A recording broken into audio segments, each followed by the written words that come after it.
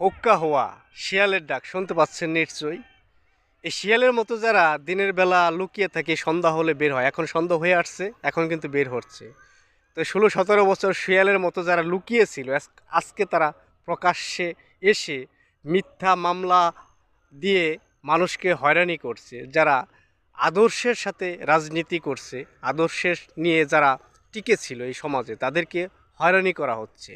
এবং এই হয়রানির শিকার যারা হচ্ছে, যে সকল রাজনীতিবিদেরা সুবিধা ভোগ করছেন, তারা এই মুহূর্তে এই অন্যায় শিকার যারা হচ্ছে তাদের পাশে এসে দাঁড়ান। তা না হলে একদিন বিপ্লব হবে আপনাদের বিপক্ষে।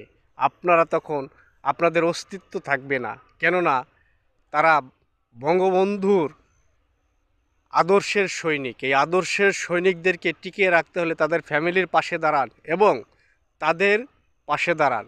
তারা কোন হালে আছে তাদের খোঁজ খবর রাখেন।